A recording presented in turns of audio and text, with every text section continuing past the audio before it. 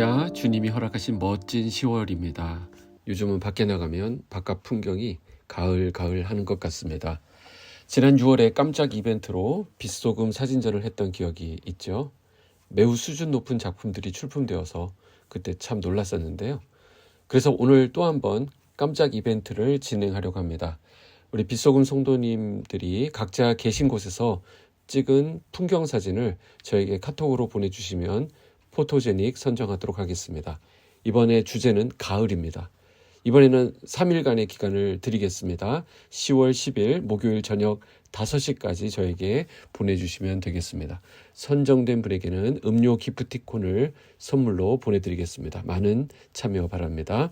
오늘 본문 말씀은 열왕기하 20장 1절에서 11절까지의 말씀입니다. 그때 히스기야가 병들어 죽게 되매 아모스의 아들 선지자 이사야가 그에게 나아와서 그에게 이르되 여호와의 말씀이 너는 집을 정리하라 내가 죽고 살지 못하리라 하셨나이다. 히스기야가 낯을 벽으로 향하고 여호와께 기도하여 이르되 여호와여 구하오니 내가 진실과 전심으로 주 앞에 행하며 주께서 보시기에 선하게 행한 것을 기억하옵소서 하고 히스기야가 심히 통곡하더라. 이사야가 성읍 가운데까지도 이르기 전에 여호와의 말씀이 그에게 임하여 이르시되 너는 돌아가서 내 백성의 주권자 히스기야에게 이르기를 왕의 조상 다윗의 하나님 여호와의 말씀이 내가 내 기도를 들었고 내 눈물을 보았노라. 내가 너를 낫게 하리니 내가 3일 만에 여호와의 성전에 올라가겠고 내가 내 날에 15년을 더할 것이며 내가 너와 이 성을 아수르 왕의 손에서 구원하고 내가 나를 위하고 또 내 종 다윗을 위함으로 이 성을 보호하리라 하셨더라. 이사야가 이르되 무화과 반죽을 가져오라 하매 무리가 가져다가 그 상처에 놓으니 나으니라. 히스기야가 이사야에게 이르되 여호와께서 나를 낫게 하시고 3일 만에 여호와의 성전에 올라가게 하실 무슨 징표가 있나이까 하니 이사야가 이르되 여호와께서 하신 말씀을 응하게 하실 일에 대하여 여호와께로부터 왕에게 한 징표가 이말이이다. 해 그림자가 10도를 나아갈 것이니까 혹 10도를 물러갈 것이니까 하니 히스기야가 대답하되 그림자가 10도를 나아가기는 쉬우니 그리할 것이 아니라 10도가 뒤로 물러갈 것이니이다 하니라. 선지자 이사야가 여호와께 간구하며 아하스의 해시계 위에 나아갔던 해 그림자를 10도 뒤로 물러가게 하셨더라. 아멘. 자, 오늘 우리는 열왕기하 20장에 나오는 히스기야 왕의 이야기를 통해서 기도의 중요성에 대해 생각해 보게 됩니다. 히스기야는 하나님을 경외하는 왕이었고 여호와 보시기에 정직히 행했던 왕이라는 그런 평가를 받습니다. 그래서 히스기야 왕이 통치하는 기간 동안 유다 왕국은 큰 번영을 누렸습니다. 하지만 히스기야도 우리와 마찬가지로 이 질병과 시련을 피할 수 없었습니다. 오늘 본문은 그가 생명과 죽음의 갈림길에서 보여준 그 기도와 하나님의 응답을 중심으로 이루어집니다. 오늘 1절은 이렇게 시작합니다. 그때 히스기야가 병들어 죽게 되매. 그렇죠. 인간은 모두 죽습니다. 이것은 진리입니다. 선하게 살았던 히스기야도 예외가 아닙니다. 그에게도 불현듯 죽음이 다가왔고 인생을 정리할 때가 이릅니다. 우리는 언제 어디서 어떻게 생을 마감하게 될지 모릅니다. 우리 모두에게는 이 생의 유한함을 깨닫고 생의 마지막을 준비하는 믿음의 훈련이 필요합니다. 히스기야의 경우에는 죽을 병에 걸렸습니다. 선지자 이사야는 그에게 와서 집을 정리하라 내가 죽고 살지 못하리라 라고 하는 하나님의 말씀을 전합니다. 왕이었던 히스기야도 그 죽음 앞에서는 아무런 힘을 쓸 수가 없었습니다. 이처럼 우리 인생에도 예기치 못한 시련이 찾아올 때가 있습니다. 질병도 그렇고요. 경제적인 어려움도 그렇고 관계적인 문제도 그렇습니다. 다양한 상황 속에서 우리는 나의 연약함을 깨닫게 되는 것입니다. 히스기야는 하나님 앞에 자신의 한계를 인정하고 무릎을 꿇었습니다. 이것이 우리 인생이 하나님을 의지해야 될 이유입니다. 히스기야 왕은 이사야의 말을 듣자마자 하나님께 간절히 기도합니다. 2절에 보면 히스기야가 얼굴을 벽으로 향하고 여호와께 기도하여 이르되 주의 목전에서 진실과 전심으로 행하며 주의 보시기에 선하게 행한 것을 기억하옵소서.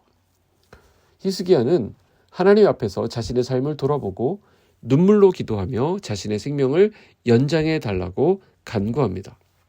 이 히스기야의 기도는 단순히 생명을 구하는 것 이상의 의미를 가지고 있습니다. 그는 먼저 하나님 앞에서 자신이 어떻게 살아왔는지, 또 하나님께 어떻게 순종했는지를 고백합니다.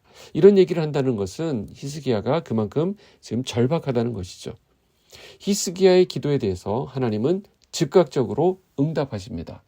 이사야가 아직 왕궁을 떠나기 전에 하나님께서 그에게 다시 돌아가 히스기야에게 새로운 말씀을 전하라고 하십니다. 5절에 보면 내가 내 기도를 들었고 내 눈물을 보았노라. 내가 너를 낫게 하리니.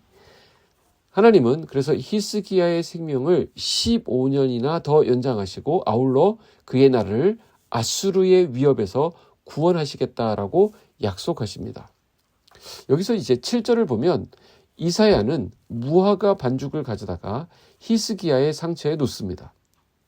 7절 보실까요? 무화과 반죽을 가져다가 그 상처에 놓으라 하매 그가 나으니라.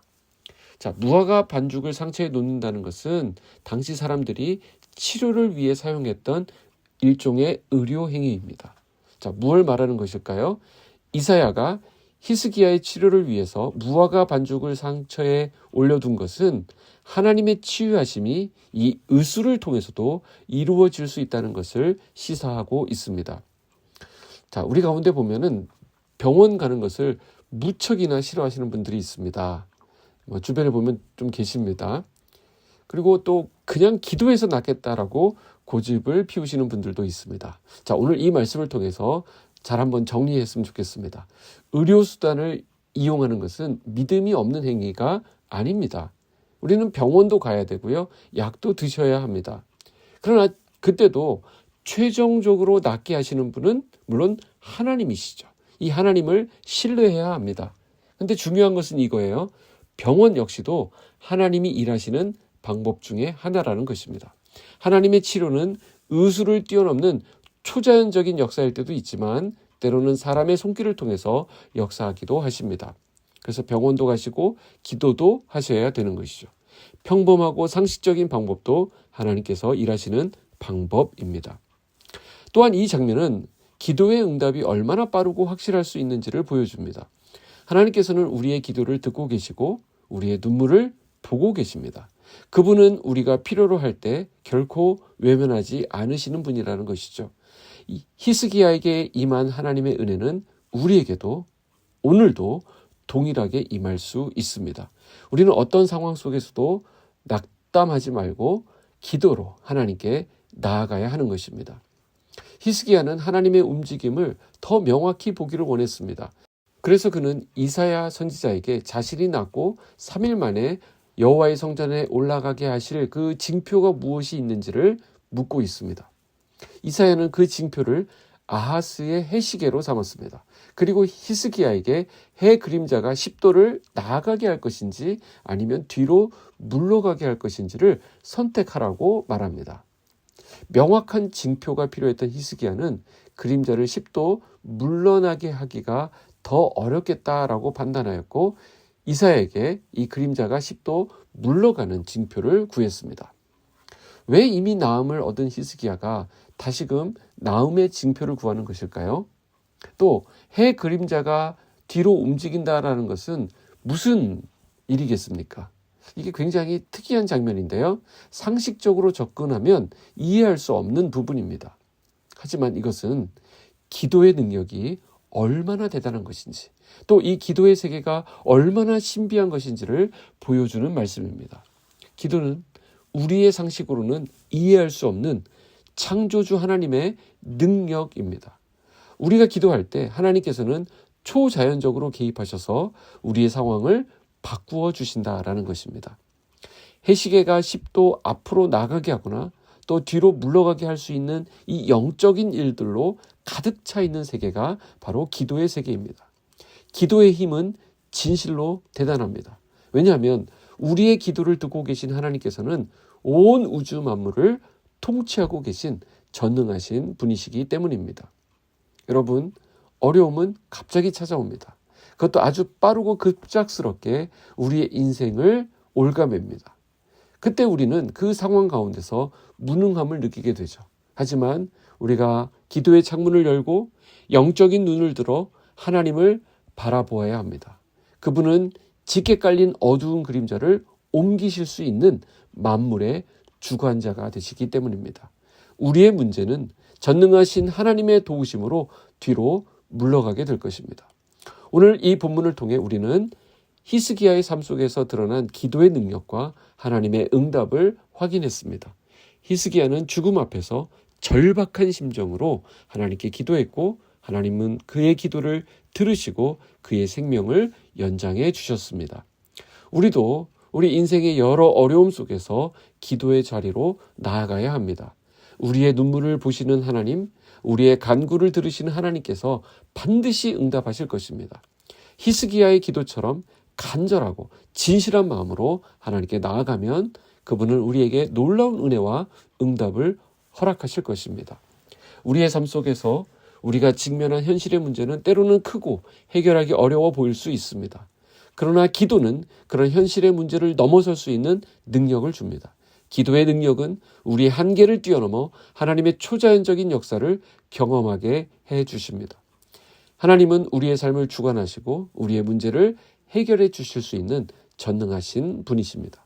기도의 능력으로 현실의 문제를 넘어가십시다. 우리가 할 수 없는 일을 하나님께서 가능하게 하실 것입니다. 우리의 눈을 들어 하나님을 바라보고 기도하며 그분의 도우심을 구할 때 하나님은 반드시 응답하시고 우리의 인생에 기적을 베풀어 주실 것입니다. 기도하겠습니다. 하나님 아버지 감사합니다. 오늘 말씀을 통하여 우리를 교훈하시니 감사합니다. 우리의 기도를 들으시는 하나님, 믿음의 근거는 우리의 신실한 행함도 아닌 오직 주님의 언약의 말씀임을 믿습니다. 어려운 문제를 붙잡고 우리 주님 앞에 기도드리는 사랑하는 성도들이 있습니다. 그들의 입술에 귀를 기울이시고 그들의 눈물을 보셔서 그들의 인생에 즉각적으로 개입하여 주시기를 간구합니다. 하나님, 모든 문제들이 우리의 뒤로 물러가게 하시고 오늘 우리의 기도 가운데 함께 하셔서 역사하실 하나님을 기대합니다. 예수님의 이름으로 기도하옵나이다. 아멘.